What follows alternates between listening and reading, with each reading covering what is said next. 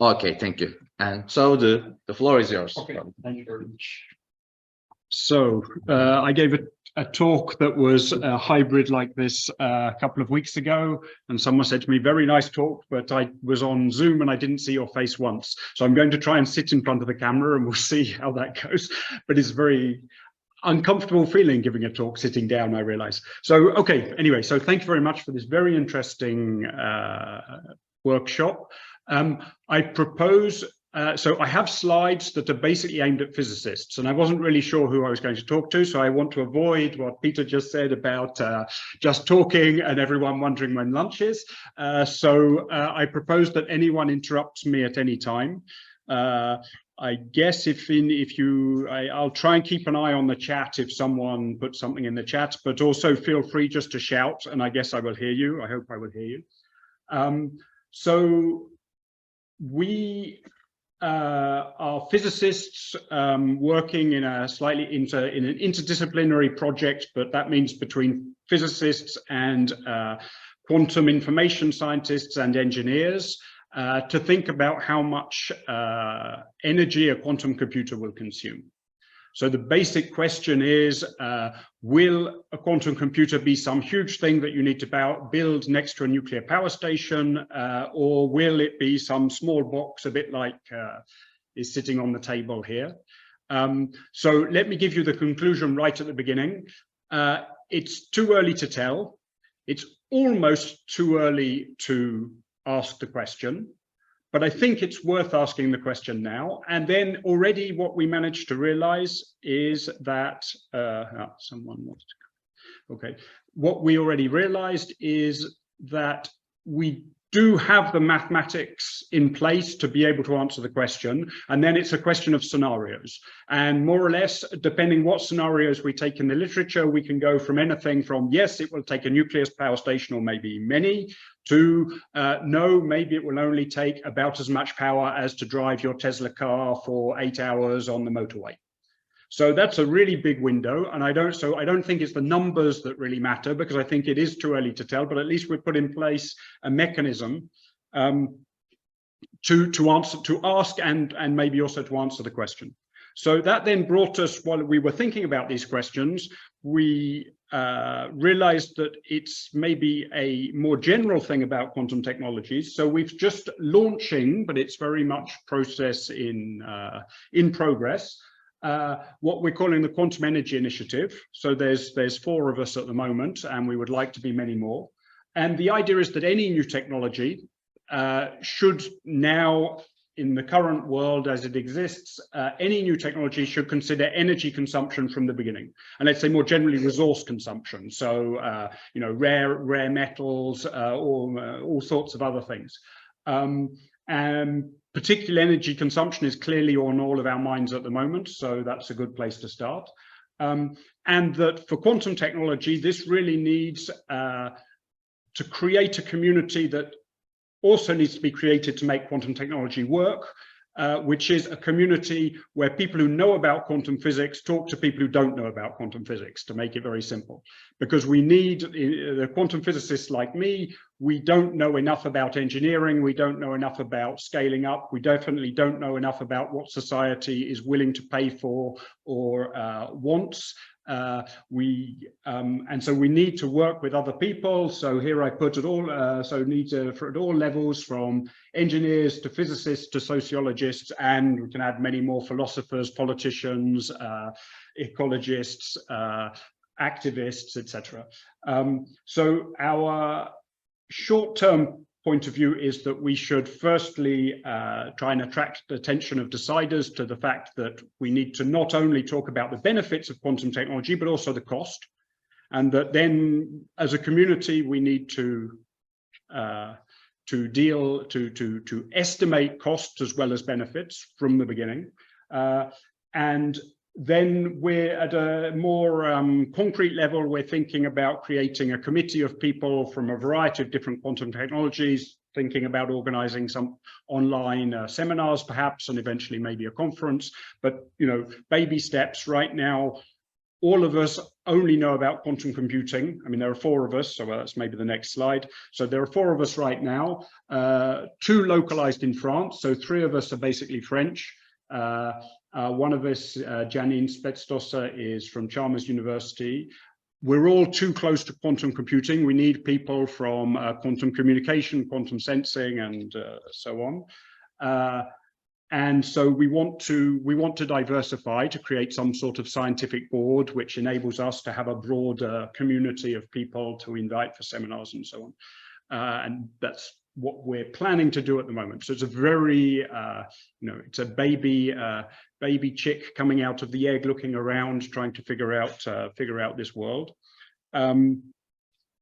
So now I can tell you a little bit about the things we've done on the level of research as physicists related purely to quantum computers. And in some sense, the idea is that this sort of thing should be done for all the technologies that exist. So it's an example, which I'll try not to go into too much detail. Yes, okay, before that, I wanted to say something about quantum height. This slide I stole from my colleague Olivier Ezrati, who has been looking at where quantum computing is right now, compared with what people are claiming it will do. So the spots are, so on the horizontal axis, it's the quality of the qubits. So the best qubits are on the left and the worst ones are in the red zone on the right. And the vertical axis is the number of qubits. So the red region where we are, and it's slightly provocatively, he put an arrow, which is the orange arrow. But let's say the region where everything is going on at the moment is around the orange line. And indeed, many people are going towards scaling up, meaning adding more and more qubits in the direction of the orange arrow. But that's not the way we need to go if we want to make the quantum computer work well. We need to follow the green arrow, meaning we need to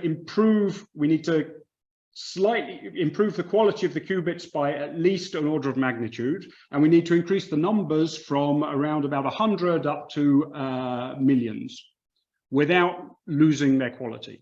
And this, as you can see from the data, the spots, is hard because as you add more and more qubits, the quality tends to go down. So so we're now about 20 years into building qubits. That's where we are.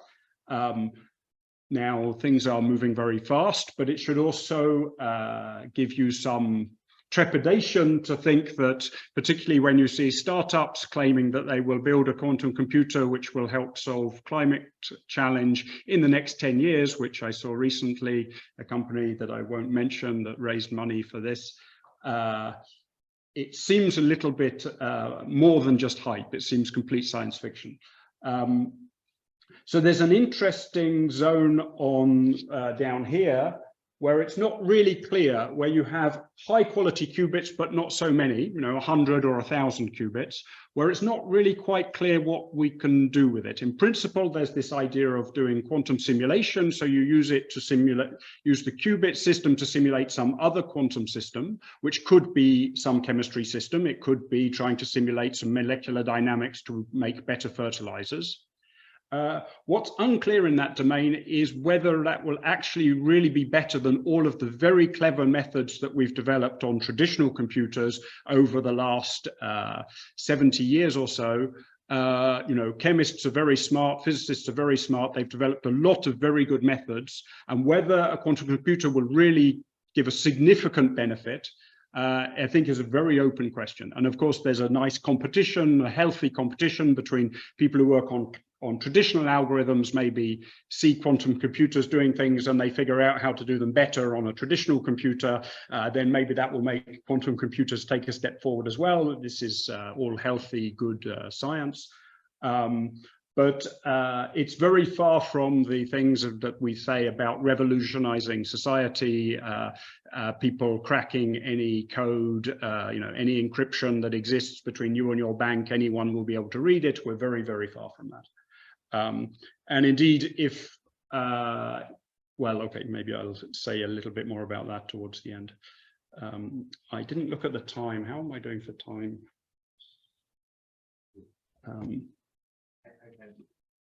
Okay, perfect. Thank you. So our claim is that to understand the quantum technology, so I'm going to talk about, now I'm going to specialize in a quantum computer made of superconducting qubits. The details are not important. What is important is that this drawing is more or less a simplified version of everything that's in the quantum computer, from the end user to the cryogenics, which is important to keep the qubits cold because they need to be cold to work. And so then there's lots of control electronics. There's lots of signals that have to be sent down to the qubits to tell them what to do. You have to read out the qubits so you figure out what they have done so that you can get the answer to whatever problem you have set. As an end user, you want to set a specific problem. So how on earth do you come up with a sort of systematic global model of all of this technology in a way that you can start asking questions about, well, you can start asking questions about what it will be able to do, but you can also start asking questions about what it will cost you to make it do whatever you want to do. So for this, we simplified things down to a simple, oh yes, sorry, I should say, this is the thing I always forget. Of course, in here, this is all of the hardware, but you also have all of the software. So you have all of the algorithms to solve a given problem using quantum resources, using your qubits.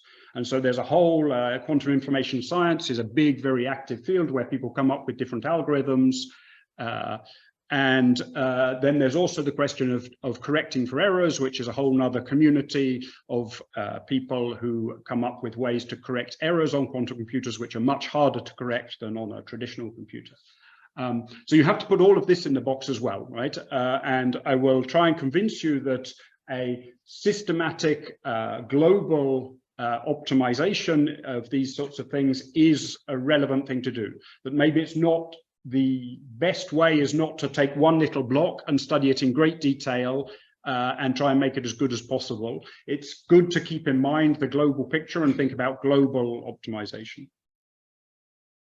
So for that, we need some sort of unifying framework, which in our case, we're calling the full stack model, which is everything that's on the slide. And then I'll give you some results. But as I mentioned to you, the results, depending on scenarios we take, can be almost anything. So how do we simplify this down to a, I see there's something in the chat. Let's see if it's a question. Yes, I can. Yeah, so the slide on the quantum hype I took from Olivier Zrati, who is on the slide a couple of slides before. So in a talk that he sent me a couple of days ago. So yes, so the idea is at the most fundamental level, we have the end user wants to solve some sort of problem and has some sort of metric of success to solve that problem.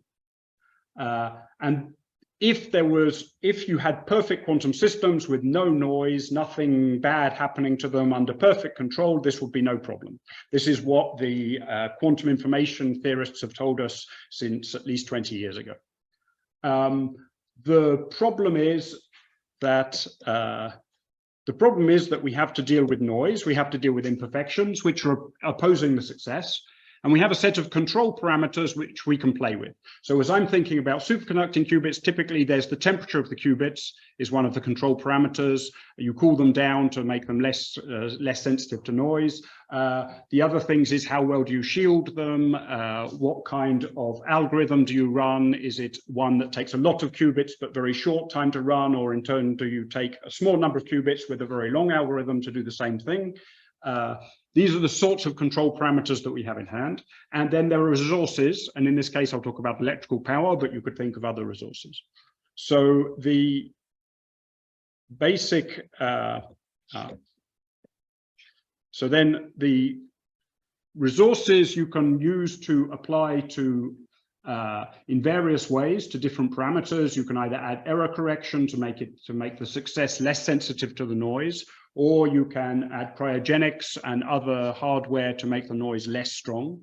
And then our basic idea is, if you can write down a mathematical formula for the relationships between all of these things, then you can optimize the system by taking a constraint, which is your metric of success. We want this level of success, and then we do an optimization under constraint. So you say, I want this level of success. What is the minimum amount of resources I can give that enables me to get to this level of success? And for example, you can ask if I can use my resources either to do error correction or to make the qubits colder and therefore have less noise, which is better? That's the sort of question you can ask. Or which is cheaper, let's say, to get the same quality. So then I gave an example, which probably I can skip through here. So the example is to convince physicists that somehow everything is connected in these systems, that there's some systematic system level information that you need to know when you optimize even a very small component in your system. So the example I took was the attenuator, which is this orange little blob there. And the attenuator shields the qubits from noise that comes from room temperature. So it's like your qubits are very smart guys, but they get a migraine whenever it's noisy. So they close themselves in a room that is well insulated from the noise outside because you live near an airport. But then you need to talk to them. And if you open the door to talk to them, the noise from outside immediately comes in and they get their migraine and they can't work. So to talk to them, you have to keep the door closed, but then you have to shout very loudly to talk to them. And so the attenuation is the amount of insulation there is between the qubits and the outside world. And that has a cost in terms of, when you shout very loudly, you send a big signal to the qubits and most of it gets dissipated as heat.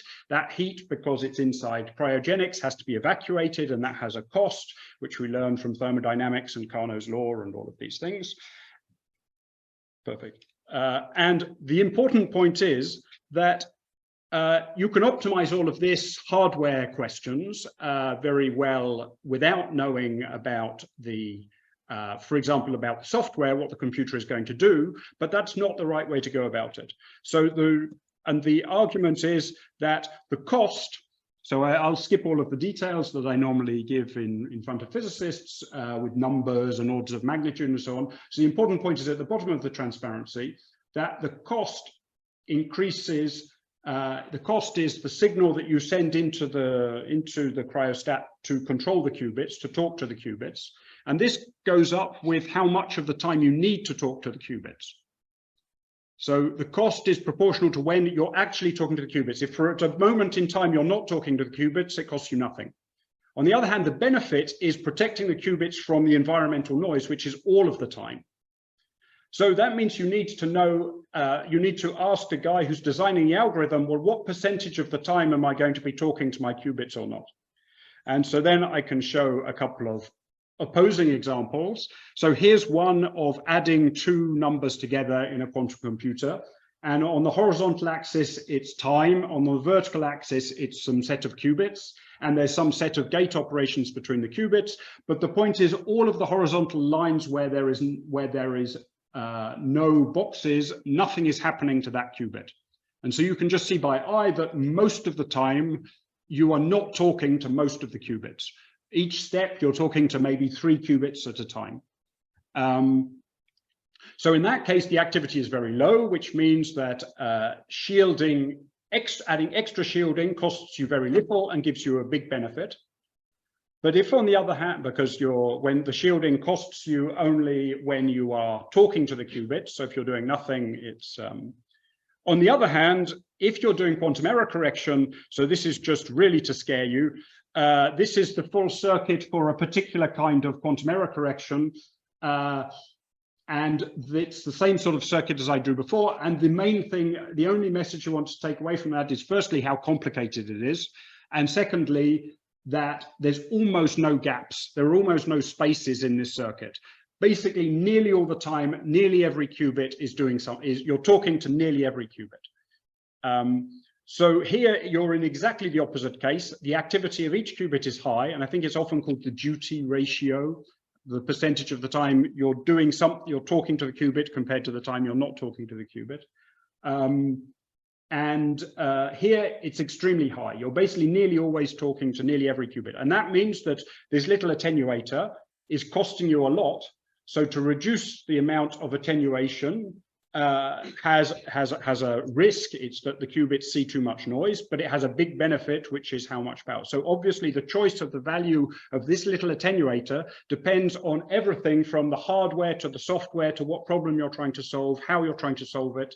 And so therefore a global optimization to us seems to be a very useful thing to do. So this is the full circuit of the model that we considered. So I think I can skip that. And some results. Perfect. So I think I can probably skip over that. If anyone wants to ask me questions about the assumptions behind all of these results, because to tell you the results without telling you the assumptions is probably not very helpful. But we can break things down into looking inside the cryogenics and giving them information to cryogenics engineers who need to know how much heat needs to be evacuated at each temperature. You know, the qubits are at very low temperature, but in between very low temperature, typically 20, let's say, less than a Kelvin. Between that and room temperature, there are many stages, and at each stage there's different electronics and things need to be evacuated. So we can come up with some, having done our optimization, we can propose ideas for the engineers to what to do there. And then here are some numbers. So here's the big range. So if you use, so this is to crack RSA encryption 2000 something. So this is supposed to be basically uncrackable on a traditional computer. And what's nice about this cracking RSA encryption is not that I think I particularly like the idea of doing it. There are many more interesting things I'd like to do with a quantum computer, but it's the most studied example. So it's easy to find in the literature both numbers for the quantum computer and also numbers for a traditional computer. So that really helps us make comparisons. And so with this kind of error correction, so you need error correction code to be able to get to this kind of problem size. And error correction code means having huge numbers of qubits.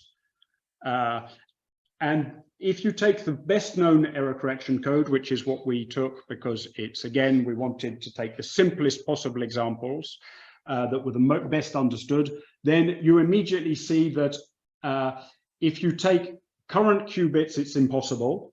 So like if you take the 50 or so qubits in the Google's or IBM's computers with the current quality, which is an error rate of about 1%, 1% per gate operation, then you need to go to at least 200 times better with this kind of error correction. This kind of error correction is not very efficient, so it's a big improvement in quality. And then you still need hundreds of billions of qubits. If you increase again by another factor of 10 the quality, it basically drops by a factor of 100 the number of qubits you need. So you go from hundreds of billions down to a few billion.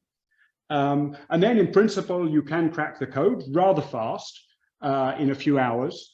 And you're typically between the power consumption of a nuclear power plant and some huge supercomputer cluster that exists now. And we really pushed parameters to the limit in all of the hardware to get down to about a couple of milliwatts per physical qubit. Right now, many experiments are thousands of times more power consuming than that, but I think people haven't, you know, when you only have 10 or 20 qubits, you don't really worry about whether, you know, it's still you know, a kilowatt is absolutely fine. So to keep in mind, a Tesla car runs about 50 kilowatts. So anything less than 50 kilowatts, you can say is really, everyday numbers. Anything above that starts to become industrial numbers. So when you have a few qubits, then you can accept up to 50 kilowatts, no problem. But we believe you can get down to milliwatts. Okay, great. And on the other hand, if you take a much more modern type of error correction code called surface code, which is less understood, so we're less sure about these results here, particularly less understood by us. But there are solid claims in the literature that you could do, I think, with 10 or 20 million qubits, you could solve the same problem in about 8 hours. So if we take our numbers for the power consumption per qubit, if you can get as low as we claim, which will be a challenge, then you're into the regime of an electric car. What's unclear with surface code, so this is just a technical comment to warn you, is that identifying the errors in surface code is extremely challenging, and right now I don't think anyone really knows if you'll need also a supercomputer next to your quantum computer just to identify the errors, and maybe a very big supercomputer, because you need to identify the errors as fast as the computer is running. And this, so this is not included in my power of an electric car. Probably the actual quantum computer in this case will be tiny compared with the big server next to it that you need to run. But it does suggest that there could be problems where, so to be on the positive side, there could be many problems where it might be that if we could get a quantum computer working, even when you could in principle solve the problem on a really big cluster of traditional computers, it's more energy efficient to do it on a quantum computer. But that, of course, relies on, I mean, that's a risk of hype, right? I want to be very cautious about whether we can build a quantum computer that is big enough to do that sort of thing. But it may be that's another regime where we can, and I should move that, another regime of interest, not just to do things that you can't do on a traditional computer, but maybe to do it in a more energy efficient way than on a quantum computer. And so I think that also merits to be thought about. Whether it turns out to be true or not, we will find out in the future. Okay, so with that, okay, maybe just one thing. Well, I guess this slide is self-explanatory. As scientists, we need to give society realistic images of the benefits and the costs. And that means working with scientists we're not used to working with. Already the difference between quantum physicists who build qubits and quantum information scientists who think about circuits and algorithms is already quite a big divide. The divide with industrial engineers is even bigger. So as a community, we need to form and cross those divides. And with the objective of giving society information that society can decide what to do with this quantum technology. Okay, thank you.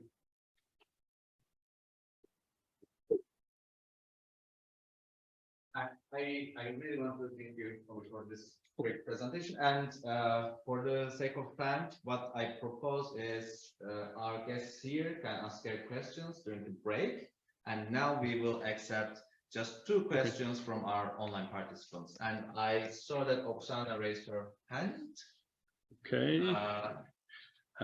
You can just unmute yourself, Oksana. Yeah, it's probably the best thing because I can't see. Well, actually, thanks a lot for insightful talk. I was only confused in the previous slide about the costs, because it looked like a more 2,000 times better costs less than 200 times better. But maybe I just didn't read the slide. Yes. Yeah. So no, that's a paradox. So you did read the slide correctly. So the point is that the fundamental building blocks, the qubits, if you can make them better, it actually costs less energy, basically because you have to do less error correction. So if you manage to make the fundamental building blocks higher quality, then indeed you can get away with less error correction. So the costs are much less. Error correction is very expensive. basically. So you're saying there's two costs that add up to this. One is the cost of the qubits themselves, and the other one is the error correction. And so Yeah. it's- Yeah, exactly. Yeah. So it's the. I So it's a think- kind of a maximal cost. There exists a maximal cost in a sense. So you Yeah, should avoid this zone. You should do other very, very good qubits. Yeah. You should not bother about error correction in a sense. Yeah, I think if we could make perfect qubits, then we wouldn't need error correction, and the quantum computer would be fairly cheap to run. Now, of course, there's still the question that to make the qubits better, you need to put them often at lower temperatures so that there's less noise. You need to shield them better, and that has a cost. But what turns out in our simulation for our particular set of parameters and the scenarios we considered is that the cost of making the qubits better by putting better shielding and better and putting them colder and so on was very small compared with the error correction costs. So in the end, making them better was the best route to go. But that wasn't obvious to us at all from the beginning. Perhaps it should have been, but I don't think it's a trivial conclusion. I think it's a subtle conclusion. Thank you. And do we have another question? I think we have someone. Chat. Oh, there's a chat. Yes. Yeah, so it's a comment rather than a question.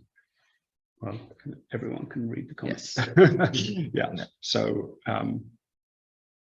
So yeah. Thank you. And now we will take a 10-minute long break, and then we will start with our panel.